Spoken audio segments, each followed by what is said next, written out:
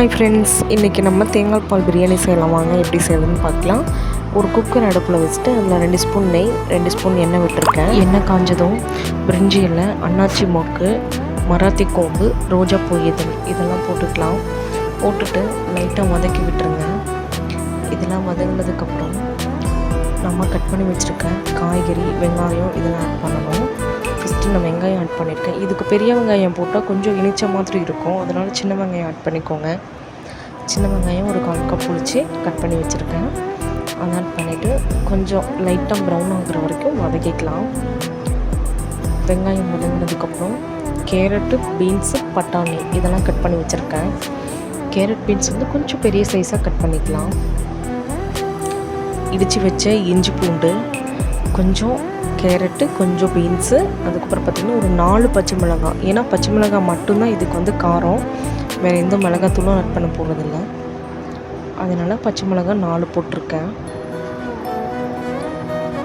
இப்போ இதெல்லாம் போட்டுட்டு லைட்டாக வதக்கிக்கலாம்.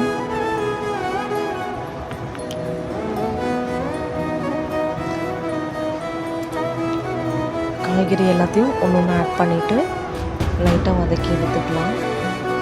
வதங்கினதுக்கப்புறம் நம்ம புதினா இலை போட போகிறோம். புதினா ஒரு கைப்பிடி எடுத்திருக்கேன். புதினா ஒரு கைப்பிடி போட்டுக்கலாம். இதெல்லாம் நல்லா வதக்கிக்கோங்க. வதங்கினதுக்கப்புறம் இப்போது ஒரு கைப்பிடி அளவுக்கு புதினா ஆட் பண்ணிக்கலாம். புதினா போட்டதுக்கப்புறம் மறுபடியும் நல்லா வதக்குங்க. தேவையான அளவு உப்பு போட்டுக்கலாம். உப்பு போட்டு நல்லா வதக்கி விட்டுருங்க. இப்போது நான் பாஸ்மதி ரைஸ் எடுத்திருக்கேன். நான் 2 டம்ளர் ரைஸ் எடுத்திருக்கேன்.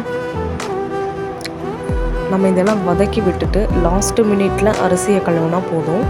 அரிசி ஊற வைக்கக்கூடாது. தண்ணி ஊற்றி 2-3 டைம் வாஷ் பண்ணி எடுத்துக்கலாம். தண்ணி நல்லா வாஷ் பண்ணி ஒரு பக்கம் எடுத்து வச்சுக்கலாம் அரிசியை. இப்போது ஏலக்காய் 2 போட்டுக்கிறேன். 2 ஏலக்காய் போட்டு லைட்டாக வதக்கி விட்டுக்கலாம். அதுக்கப்புறம் தேங்காய் பால் வந்து நல்லா திக்கான பாலாக 3 டம்ளர் திக்கான தேங்காய் பால் எடுத்து வச்சுருக்கேன். அதை ஆட் பண்ணிக்கலாம். தேங்காய் பால் ஆட் பண்ணிவிட்டு நல்லா கலந்து விட்டுருங்க. கலந்து விட்டுட்டு இப்போ நம்ம சோக் பண்ணி எடுத்து வச்சுருக்கக்கூடிய அரிசியை போட்டுக்கலாம்.